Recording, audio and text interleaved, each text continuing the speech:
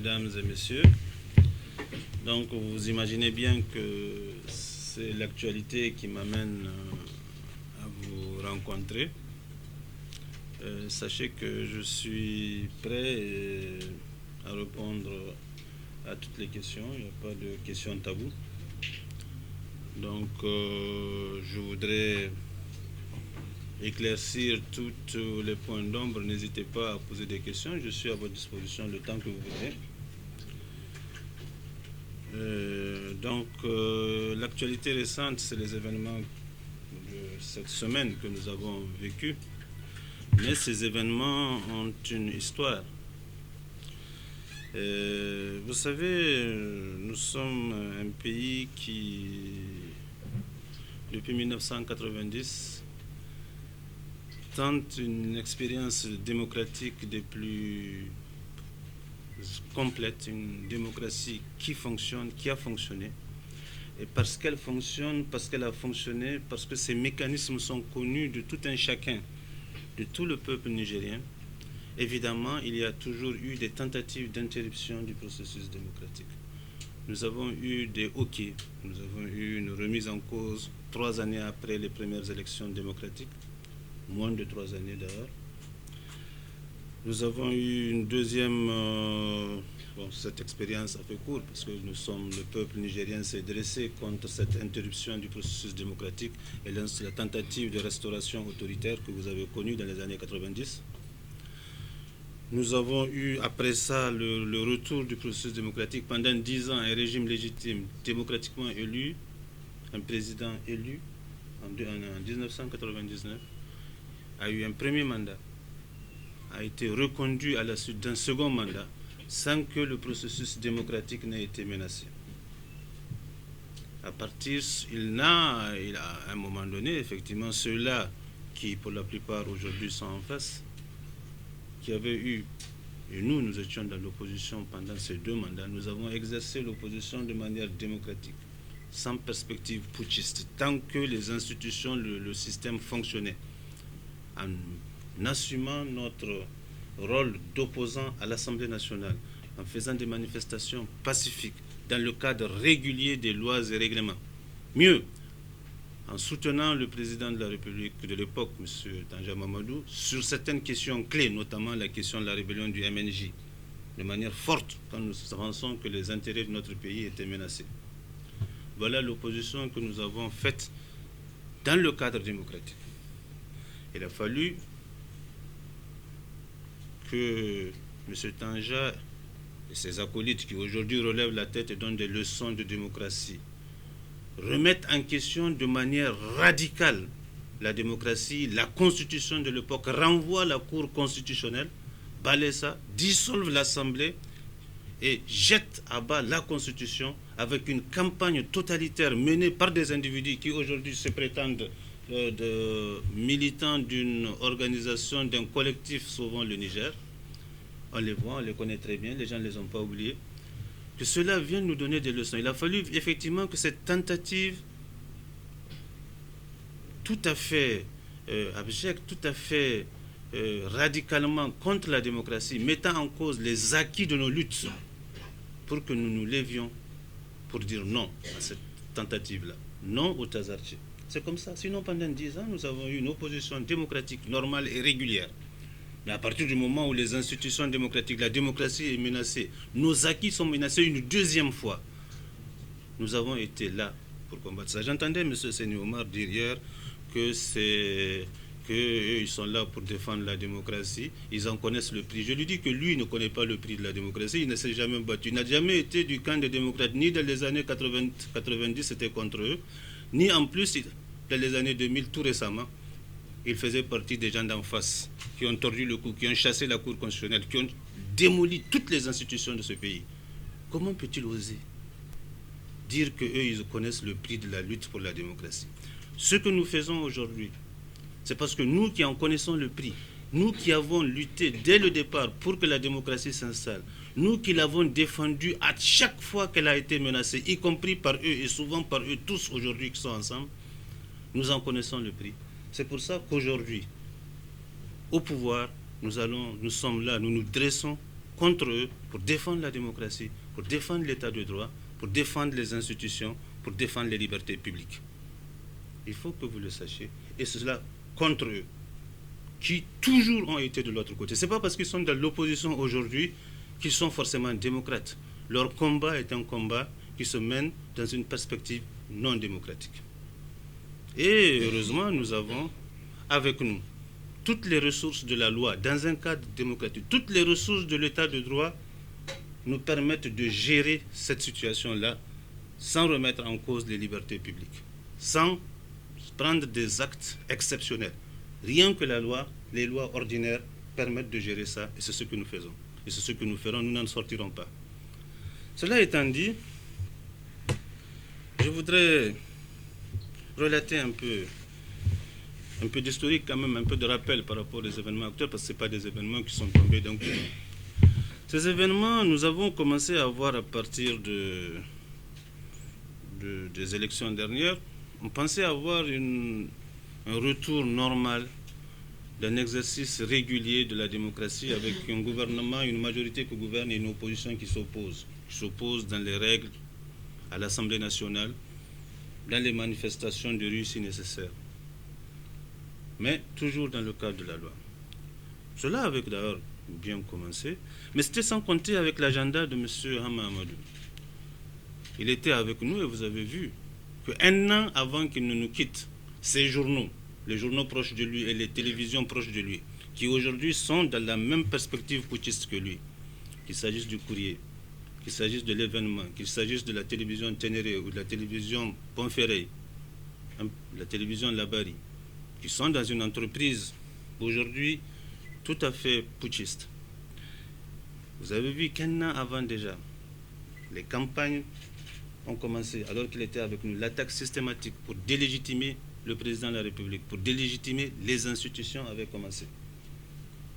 Parce que dans son agenda, il devait, en octobre 2013, évidemment, quitter la majorité et mettre le président en cohabitation. Ça, c'est la première pour, effectivement, dans ses desseins de reconquête du pouvoir. Le président l'ayant compris et ne voulant pas, nous l'avons compris, nous il suffisait, ils n'avançaient pas à visage masqué, ils avançaient à visage découvert. C'était annoncé clairement dans ces journaux-là et dans cette presse-là. Personne n'était dupe. Ils ne l'ont même pas caché, ils étaient sûrs d'eux, parce qu'ils étaient en négociation parallèlement. Ayant vu ça, le président a proposé pourquoi créer des problèmes quand on peut s'entendre. C'est pour ça qu'il a engagé l'initiative, il a pris langue avec M. Seyni Omar pour faire sa proposition au gouvernement d'union nationale. Avant cela, il avait demandé à Hama son avis, qui avait dit non. Mais un mois après, à l'Assemblée, il avait dit qu'il appelait à un gouvernement d'union nationale. Le président a dit tant qu'à faire, on y va. Ces négociations ont duré 2 mois et ont abouti. Je ne vais pas relater, je vais aller très vite. Et on a abouti à un projet d'accord sur lequel on s'était entendu, qui devait effectivement nous amener à la formation d'un gouvernement d'union nationale. Mais en fait, les négociations ont abouti, mais certains pensaient que ça n'allait pas aboutir. Seyni Omar, Hama, qui avaient leur accord préalable, secret. Et au dernier moment, ils l'ont saboté en proposant, en sortant la formule du Premier ministre qu'on doit donner à l'opposition. Dans leur esprit, ce qui n'avait pas été discuté, qui n'avait jamais été dans nos discussions. Dans leur esprit, ils seraient Premier ministre et de fait, comme ils seront tous dedans, il y aura un Premier ministre et il mettrait le président en cohabitation de ce fait avec une nouvelle majorité qu'il créera à l'Assemblée à l'agenda d'octobre prévu. Bon, évidemment, le président a dit qu'il ne voulait pas de cohabitation. Lui, il voulait d'un gouvernement d'union nationale et il a rejeté cela. Voilà comment le projet a avorté, mais il a avorté ceux qui ont participé aux négociations, ceux qui ont compris et qui ont vu la transparence, puisque les négociations ont été faites de manière transparente, en tout cas entre les différents acteurs, et qui ont compris qu'ils ont été dupés parce qu'ils ont cru à cet accord-là, ont compris qu'il y avait un autre jeu, un autre agenda qui n'était pas le leur. On rejoint le gouvernement. Ce qui a mis en échec leur projet, puisque une nouvelle majorité s'est déclarée à l'Assemblée, ça a mis en échec le plan de M. Hama Amadou. Une nouvelle majorité s'est faite et nous l'avons démontré en déposant une motion de confiance. Cette motion de confiance a donné clairement une majorité de 70 à l'époque. C'est une majorité confortable permettant de gouverner. À partir de ce moment-là, puisqu'il n'était pas question pour eux que le président finisse son mandat régulier, démocratique, ils se sont mis à comploter, à préparer une alternative non démocratique pour remettre en question le mandat démocratique régulier.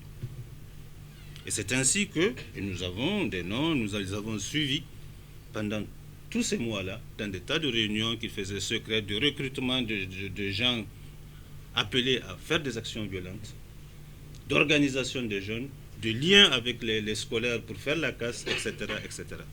Ces informations, nous les avons suivies. Tous les acteurs, nous les connaissons. Nous les avons suivis. Ils sont tous, sans exception, de Lumana.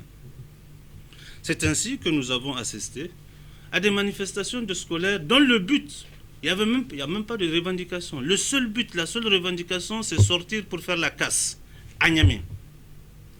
Je vous dis que ce n'est pas tous les scolaires de Niamey, parce qu'on nous présente ça comme tous les élèves sont dehors. À Niamey, il n'y a que 7 établissements qui sont en permanence concernés par ces manifestations dont le but est la casse. Ça a culminé avec la dernière casse, pas celle-là, hein, des lycéens qui ont attaqué les 3N, qui ont cassé tout, etc. Avec tout ça, nous avons gardé notre patience. Nous avons, parce qu'ils pensaient que la police allait intervenir avec des armes à feu, avec des bavures, avec des morts. C'était ça leur souhait. La police garde son sang-froid, elle mène ça avec professionnalisme. Les instructions sont claires, il n'y aura pas de bavure. Il n'y aura pas d'utilisation d'armes à feu dans le maintien de l'ordre. Il n'y aura pas d'escalade dans le dispositif de maintien de l'ordre. Avec les moyens réguliers, les moyens normaux du maintien de l'ordre, cette situation sera maîtrisée.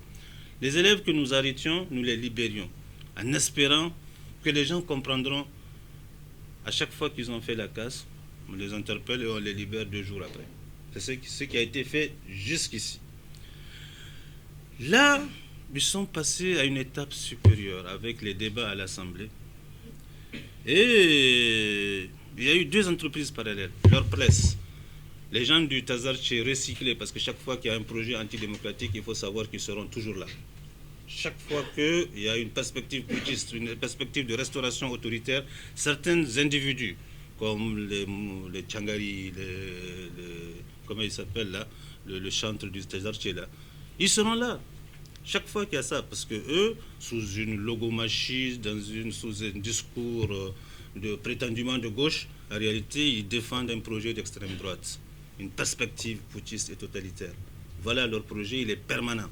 Le discours, de façon anti-impérialiste, la pratique, les perspectives, les accointances, les objectifs sont des objectifs d'extrême droite. Il faut le savoir. Parce qu'à chaque fois, on a vu, on ne les a pas entendus pendant les Tazarche, certains.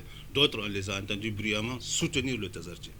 À chaque fois qu'il y a eu une interruption violente du processus démocratique, une restauration autoritaire, ils seront présents. Ils se sont mis dans la danse. Et l'objectif, c'est de délégitimer les institutions.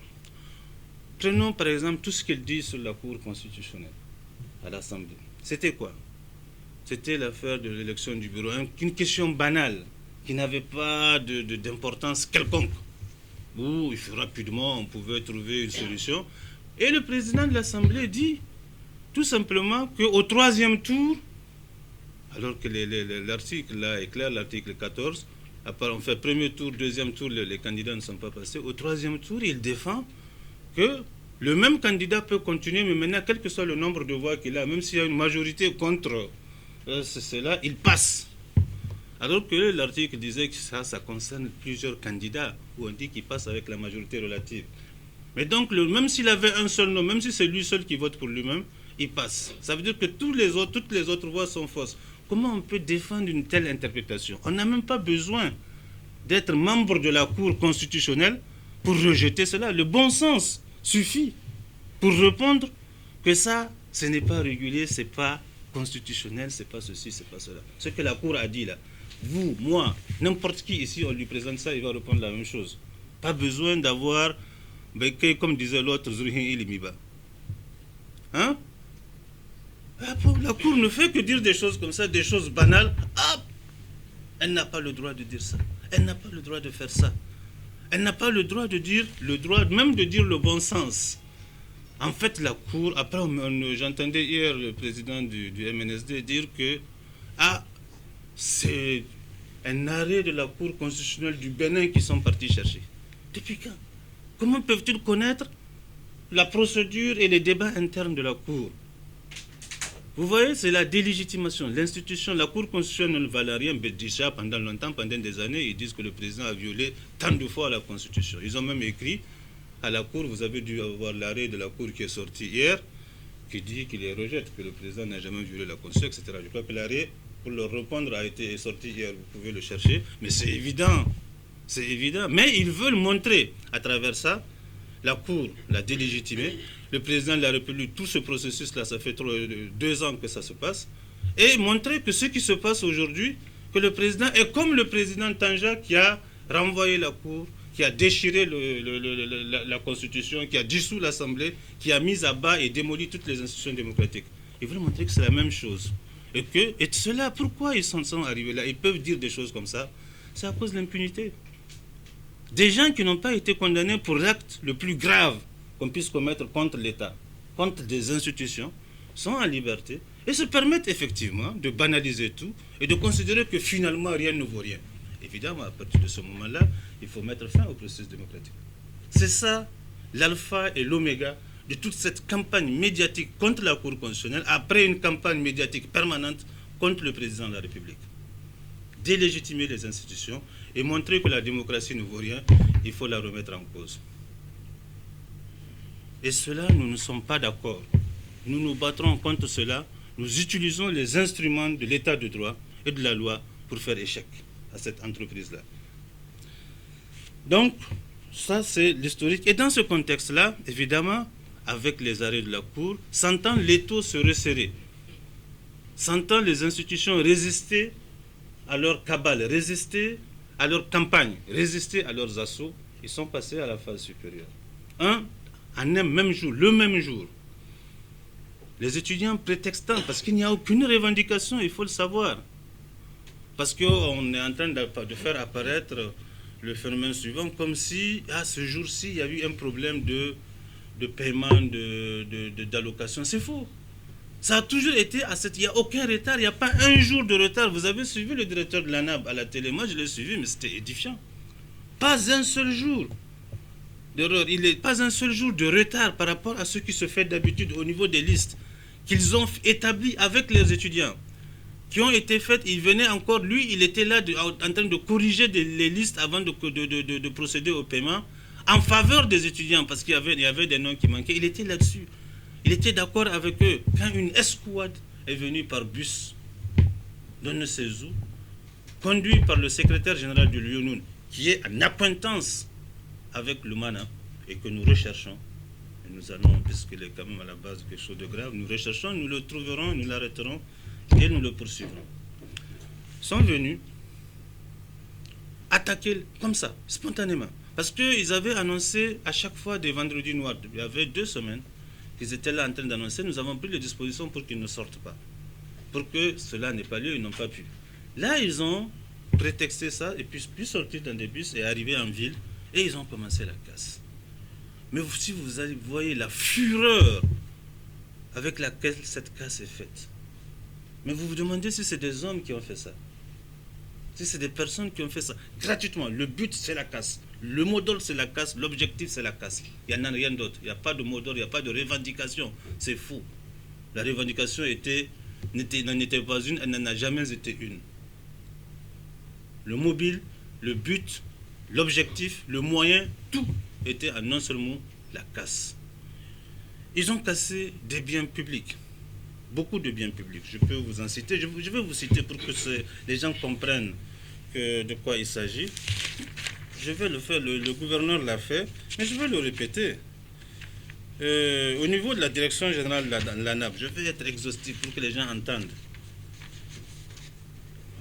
Une Toyota 8K 9506 RN appartenant au DAF, saccagée. 5 motos, dont 3 appartenant aux agents de la garde nationale, endommagées. Un ordinateur portable de marque HP appartenant à un agent de la garde nationale détruit. Un poste téléviseur détruit. 4 climatiseurs endommagés. Les vitres des portes et toutes les fenêtres cassées. Ça, c'est au niveau de l'ANAB. Au niveau du ministère de l'Agriculture, de l'Élevage et de l'Environnement, Il y a 8 véhicules endommagés. Vous savez, le ministère-là se trouve en face du siège de l'USN. C'est pour ça que nous avons occupé le siège et le fermé. Parce que c'est à partir de là que les gens se retranchaient et revenaient faire la casse. Ce n'est pas des grands groupes, ce n'est pas des milliers d'étudiants. Les étudiants font cours normalement. Les établissements scolaires de Niamey ont eu une année scolaire normale. Il y a quelques-uns, mais tant pis pour eux, les examens se feront. Et évidemment, s'ils n'ont pas étudié, ils ne vont pas réussir. Donc, il n'y a pas de crise scolaire en tant que telle. Mais il y a ces gens-là qui font la casse. Au niveau du ministère de l'Agriculture, de l'Élevage et de l'Environnement, Toyota 4x4 8A 5236 appartenant à la direction de la santé animale, pare-brise arrière cassé. Toyota Carina 3 8A 3009 RN appartenant à Abdou Seydou, comptable du ministère de l'Élevage, pare-brise arrière cassé. RAV 4 8A 5235 RN appartenant au directeur de la santé animale, pare-brise arrière cassé. 8 TT 2497 RN, portière côté non-chauffeur brisée. Land Cruiser 8 à 4898 RN, affecté au cabinet du ministre de l'Élevage, pare-brise arrière brisé. Toyota Aventis 8M 1057 RN, appartenant à Seyni Mounkel, pare-brise arrière brisé.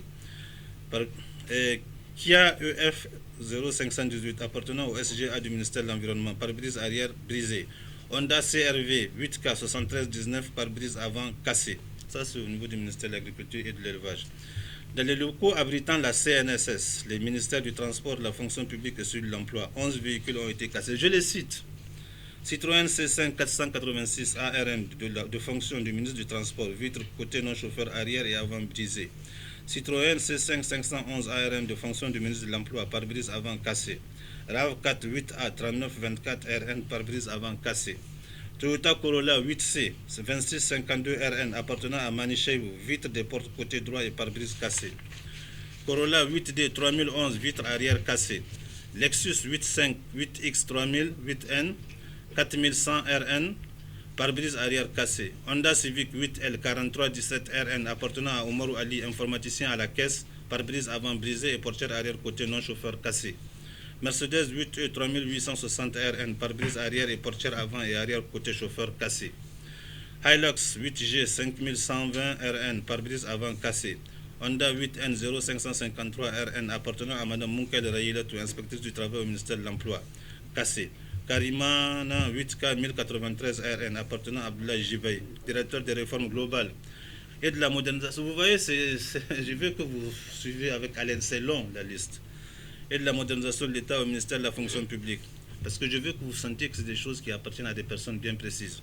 Les vitres des bâtiments ont été brisées, de ces grands bâtiments de la caisse. Dans les locaux du ministère des Mines, 2 véhicules ont été cassés. Toyota Hilux immatriculé 8A, vitre arrière latérale droite brisée. Puis véhicule Toyota RAV4 couleur grise immatriculé 8J, appartenant à Dandere Moussanéa, etc. pare-brise et vitre côté non-chauffeur cassé. Au niveau du premier étage de l'ONAREM, la porte vitrée arrière de la salle de formation du programme de renforcement et de diversification du secteur minier a été brisée. Au niveau de Cominac Somaïr Areva, c'est-à-dire Sonara 1, 7 véhicules ont été touchés par les jets de pierre. Puis véhicule Pontiac 8K 5786 RN appartenant à Mohamed Sani Lawal, pare-brise arrière cassé. Land Cruiser 8 IT 2612 RN appartenant au responsable sécurité des sites Areva, pare-brise avant brisé. RAV4 8J 3429 RN appartenant à Madame Ismaël Fatima, pare-brise avant cassé. Toyota Prado 8F 6579 appartenant à la Somaïr, pare-brise avant troué. Vitara 8T 0186 RN appartenant à la Somaïr, pare-brise arrière brisé. Vitara NTT 0106 RN appartenant à la Somaïr, pare-brise avant cassé. Jimny 0456 RN appartenant à la Somaïr, vide la portière arrière côté chauffeur cassé. La quasi-totalité des vitres du bâtiment faisant face à la voie principale ont été cassées. Maintenant, en dehors de ceux-là qui ont été recensés, plein de gens dans la ville ont eu leur voiture cassée, leur moto cassée. Beaucoup d'autres victimes ont déplacé leurs véhicules avant l'arrivée des équipes de constat. Nous n'avons pas pu les recenser. C'est l'occasion de lancer un appel pour que tous ceux qui ont eu des objets, des véhicules, des immeubles endommagés se fassent recenser. C'est absolument important que ça se sache. Les mises en cause seront déférées. Bon, donc, voilà ce qui s'est passé ce jour-là. Il n'y avait aucune revendication. Et en coïncidence, c'est le même jour C'est le même jour qu'il y a eu l'attaque, à 4 heures du matin, chez Ben Omar. Je reviendrai là-dessus. C'est une coïncidence. Mais enfin, ça rentre dans la même ligne. Cette coïncidence est assez troublante. Mais enfin, nous avons séparé les deux affaires, sachant très bien pourtant que nous avons des informations sur la connexion des deux affaires. Enfin, en tout cas, des organisations qui s'en occupent. Donc, voilà, et nous avons donc interpellé 72 étudiants. Tous ont été interpellés sur les lieux, ont été pris la main dans le sac en train de casser. Ils sont aujourd'hui en train d'être déférés à la justice. Et je crois que certains ont été inculpés, mais ça continue aujourd'hui. Certains ont été inculpés, ils sont à la prison civile, le reste continue. Donc, nous ne reculerons pas sur ça, il faut que nous réglions ça. Il faut que les gens sachent qu'être étudiant ne veut pas dire être hors la loi, au-dessus de la loi, ne pas être citoyen. C'est un citoyen justiciable comme tout autre. Ils sont majeurs. Ils ne peuvent pas se permettre de casser impunément, de commettre un certain nombre d'actes impunément comme n'importe quel citoyen. La loi passera, mais seulement la loi, mais toute la loi dans toute sa rigueur. Pas plus ni moins. Est ainsi que le cadre juridique de leur poursuite, c'est flagrant délit d'attroupement armé, parce qu'ils étaient armés de bâtons, de gourdins et de pierres. Ça s'appelle attroupement armé. De violence sur les forces de l'ordre, ce qui a eu lieu, de séquestration, de destruction d'édifices et dégradation de monuments publics et privés, de dégradation de véhicules. Donc, voilà, le chef d'accusation qui peut sur eux, c'est très lourd. C'est très, très lourd. Mais il faut que les gens s'habituent à l'état de droit qui a aussi ses contraintes, qui a ses exigences. Ce n'est pas l'anarchie. Il y a l'ordre démocratique, l'ordre républicain. Il faut qu'il passe. Sinon, la démocratie sera discréditée. On croira que la démocratie n'est pas capable d'instaurer l'ordre. Nous ne pouvons pas l'accepter. Il n'y a pas de gens qui ne soient pas justiciables. Furent-ils étudiants? Il n'y a pas de catégorie de citoyens qui puissent se trouver en dehors de la loi. Je tiens à le dire et de manière claire et nette. Nous l'avons fait auparavant. Et nous avons eu tort de l'avoir fait auparavant. Mais là, nous sommes tenus d'appliquer la loi et nous la ferons appliquer dans toute sa rigueur. Donc, ils auront affaire au juge. Maintenant, le même jour, à 4 heures du matin, 4h10, 3 individus sont arrivés à moto et ont tiré sur le domicile du député Ben Omar, sur les deux gardes qui étaient à la devanture de sa maison. Ils se sont enfuis rapidement. Dans leur fuite, ils ont failli tomber, ils ont abandonné une grenade. Je voudrais faire la comparaison entre ce qui s'est passé chez Ben et ce qui, dit-on, s'est passé chez le président de l'Assemblée nationale, Hama Amadou. Parce que immédiatement, le lendemain, toute leur presse et leur discours, et même hier dans l'intervention de leurs députés, de tout le monde, ont fait le parallèle en disant que voilà, et vouloir faire l'amalgame entre les deux affaires. Que c'est, voilà, la violence qui se met, on attaque chez le président de l'Assemblée, on attaque chez Ben, l'amalgame. Je voudrais dire deux choses. Premièrement, en ce qui concerne Cheikh Hama Amadou, la veille, le jour même, la veille, disons, de ce qu'on a appelé l'événement de chez lui, dans un meeting qu'il a fait juste avant de voyager, puisque c'est pas la nuit où il avait voyagé qu'il y a eu cet événement-là, il avait annoncé dans un meeting derrière le fleuve, incessamment, on va attaquer chez lui. Des gens vont venir attenter à sa vie chez lui. Il l'a annoncé quelques heures après, paf, à 5 heures, on nous ameute, hop, on a tiré chez Hama. Chez Ben, jamais, on a dit que Ben n'a dit qu'à des gens qu'on va attaquer chez lui. Par contre, le lendemain de sa conférence de presse qu'il avait animée avec les députés, à l'Assemblée nationale, il a été menacé de mort par 4 députés. Et c'est pour ça qu'il nous a demandé, il a été menacé. D'ailleurs, ce n'est pas lui-même qui nous a demandé, c'est d'autres députés qui ont vu les menaces qui étaient sérieuses, qui étaient faites, qu'il va voir ça, ils vont le liquider. On nous a appelés pour nous dire qu'il faut assurer sa sécurité. On nous a donné les faits, les menaces. Nous avons pris ça au sérieux. Nous avons effectivement, ça c'est un mois avant que cela n'arrive, ou un mois ou 3 semaines. Nous avons envoyé 2 gardes assurer sa sécurité. Comme tout citoyen qui se sent menacé a droit à la protection de l'État. À cet égard, nous l'avons envoyé. Et heureusement qu'on a envoyé ça.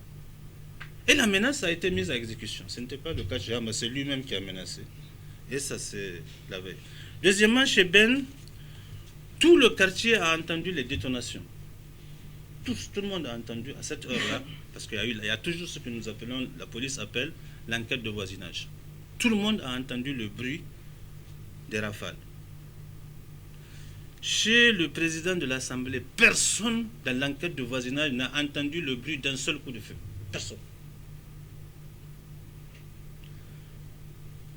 Après, deux des gardes qui avaient chez lui avaient dit, avec Soumane à côté, quand la police était là, qu'eux, ils ont entendu un bruit qui ressemble à un bruit de pétard. Amenés pour se faire entendre officiellement à la PJ, ils ont dit que vraiment, ils n'ont rien entendu. Ils se sont dédiés. Donc, ni les gardes, ni le voisinage, personne n'a entendu un seul coup de feu. Deuxième élément.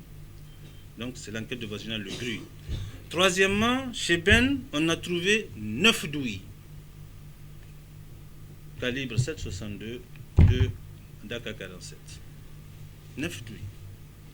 Chez le président de l'Assemblée, Hama Amadou, on n'a trouvé aucune douille. Aucune. Pas une seule douille. Ça, c'est la troisième des choses. Chez Ben, on a trouvé 3 impacts de balles. 3 impacts. Visibles, immédiatement visibles. Et ensuite, la grenade qui était tombée quand il fuyait. Ah, j'ai oublié. Donc, chez Hama Amadou, je viendrai sur l'impact. Donc, chez Ben, les gens ont vu les gens. Il y a eu des témoins qui ont vu ceux qui ont tiré. Chez Hama Amadou, il n'y a aucun. Personne n'a vu celui qui a prétendument a tiré au jour d'aujourd'hui. Chez Ben, immédiatement, tout le monde est venu témoigner. On les a vus, ils sont passés par là. On a vu leurs traces, on a vu quand la grenade est tombée. C'est des faits matériels. Chez lui, il n'y en a pas eu. Troisièmement, donc, je parlais des impacts. Ce qu'on a trouvé chez Hama, c'est une balle qui était posée en bas dans la chambre de sa bonne.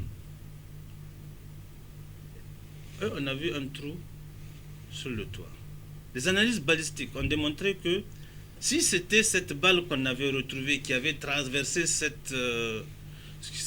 trou-là, qui avait fait ce trou, on aurait un impact sur les carreaux en bas.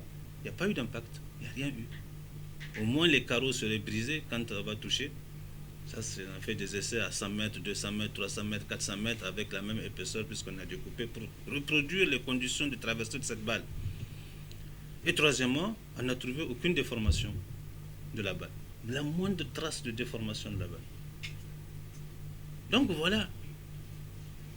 Voilà la différence. À chez Ben, il y a les impacts, il y a les douilles. Là, il n'y a aucune douille, aucun bruit, aucun témoin. Ce qui nous fait dire que chez Ben, et c'est évident, il y a une attaque réelle, chez l'autre, il n'y a rien eu.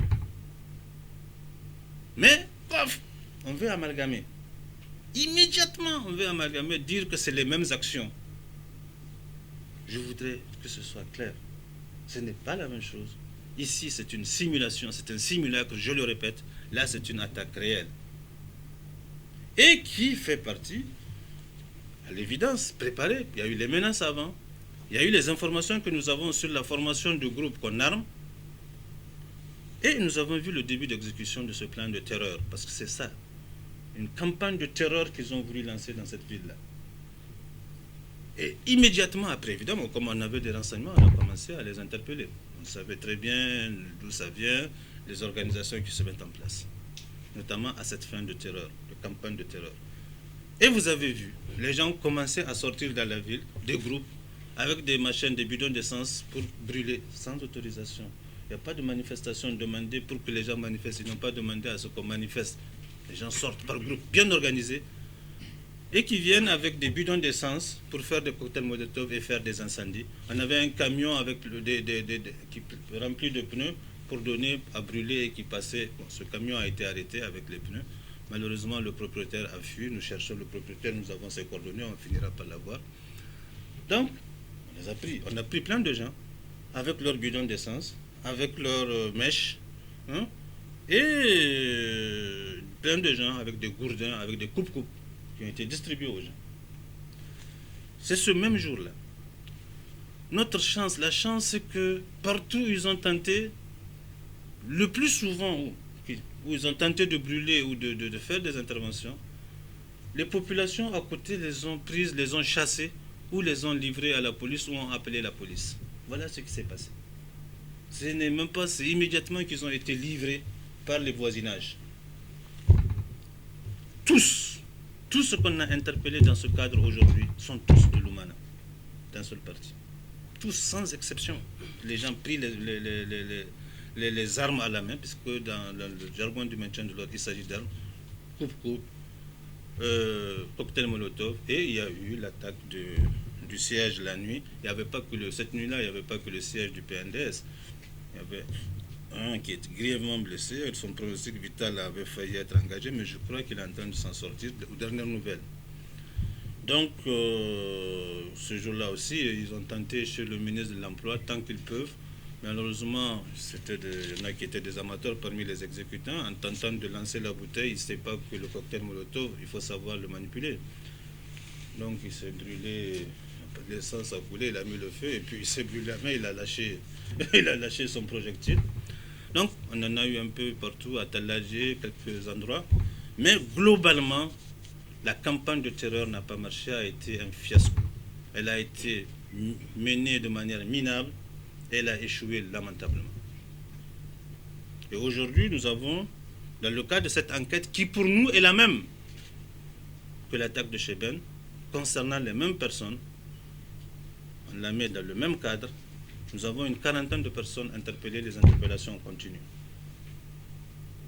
Donc je voudrais vous informer sur cette question-là. Nous ne pouvons pas accepter, avec les armes de la loi, avec les ressources de l'état de droit, nous allons mettre complètement en échec cette campagne de terreur. L'objectif qu'ils visent de cette campagne de terreur, c'était de croire qu'ils vont créer un climat insurrectionnel devant aboutir sur une intervention de l'armée. C'est ça l'objectif à viser. La perspective est ouvertement putschiste. Ils l'ont annoncé à plusieurs reprises, ouvertement. On a les propos qu'ils tiennent, les propos qu'ils ont tenus dans les meetings. Nous les avons. Tout le monde les a, au fond. On n'a pas besoin d'être policier pour ne pas les entendre. Mieux, ils les écrivent dans leurs journaux, ils le disent dans leurs interviews. Tous ces appels à la violence, ces appels à faire brûler les Niamey, ces appels au renversement du régime, systématiquement, ils l'ont tenu ces derniers mois. Ils l'ont appelé et maintenant, ils l'ont exécuté. Malheureusement, ils ont compté sans deux choses. Premièrement, la population n'est pas avec eux. C'est la chose la plus importante. Deuxièmement, l'État est vigilant, nous n'avons pas paniqué. Nous gérons ça avec sérénité et sans jamais sortir du cadre de la loi. Donc, il n'y a pas de problème. Nous sommes vigilants. Nous sommes là, nous allons... Tout fonctionne normalement. Les établissements scolaires fonctionnent, les examens auront lieu. Il y a des syndicats qui veulent se mettre dans la danse. Nous savons très bien qu'ils participent, certains, notamment les taxis. Ce monsieur Gamatier qui fait partie de leur complot et qui réanime toujours, il recycle toujours la question des hydrocarbures, mais en réalité dans un but essentiellement politique, dans leur perspective putschiste. Nous avons leur télévision et leurs journaux qui sont dans la danse. Pendant 2 ans, ils ont appelé à la violence et à la haine. Nous les observons, mais nous ne les toucherons pas en dehors de la loi, mais qu'ils sachent que nous ne laisserons pas faire. Nous, les démocrates, nous ne nous laisserons pas faire. Il y a un point sur lequel on nous interpelle un peu, c'est le cas du fils de M. Seyni Omar et de M. Hama Amadou. J'ai entendu, ça m'a affligé d'entendre le président du MNSD dire que c'est le président Issoufou qui est parti chercher le fils de Hama. Et il l'a traité en donnant des leçons de grandeur. Il l'a traité. Mais c'est terrible. J'étais affligé pour lui. Parce que lui, il est le moins bien placé pour donner des leçons de grandeur à qui que ce soit. Lui qui n'a même pas été fichu de faire un CV intègre, qui trafique même son CV parce qu'il en est complexé. Ce monsieur qui a un accident, c'est un incident dans l'histoire politique de notre pays. Il est toujours aux places qu'il a occupées par défaut. Donc il vient donner des leçons de grandeur. Le fils de Hama n'a jamais... On n'est pas parti le chercher chez lui. Personne n'a pensé à lui. Personne n'est parti le chercher quelque part, comme on a cherché des gens responsables de ce qui se passe. Mais personne n'a été le chercher. Personne ne connaît qui il est. Il y a eu des gens qui ont tenté de marcher, ils avaient des gourdins, de marcher sur la police judiciaire. Ils se trouvaient parmi eux. Ils ont quitté l'Assemblée, ils venaient vers la police judiciaire, soi-disant pour libérer Soumana Sanda. Ils faisaient partie de... La police leur a intimé l'ordre d'évacuer les lieux. Tout le monde a évacué. Lui, il a refusé. Il n'est pas écrit sur son front, fils de Hama. Les policiers qui étaient là, ils ne le connaissent pas. Ils ne savent pas qui c'est. C'est tout. Et ils l'ont pris. Il les a même agressés. Et ils l'ont pris immédiatement. Ils l'ont envoyé comme n'importe quel badaud qui viendrait faire ce genre d'action. Mais pas plus. Mais personne n'a pensé aller chercher le fils de Hama. Mais en quoi ça nous intéresse? Nous ne sommes pas comme eux. Nous ne pensons pas comme eux. Nous ne sommes pas dans cette même perspective. Et ce monsieur qui donne des leçons de grandeur, quand je l'ai entendu dire ce qu'il a dit sur le président par rapport au fils de Hama, je suis triste pour lui. Effectivement, je pense qu'il s'est égaré dans le champ de la politique. Il aurait dû continuer son chemin discret qu'il avait dans ses activités qui marchaient plus ou moins bien avant. La politique, c'est très sérieux. Il faut des gens qui croient en quelque chose et qui aient des objectifs, qui aient le sens de la grandeur du métier. Nous sommes là pour défendre. Nous avons payé le prix de la lutte pour la démocratie, pour l'instauration de la démocratie. Nous avons résisté contre les tentatives autoritaires. Ils n'en faisaient pas partie. Ils disaient que la démocratie, ils sont battus.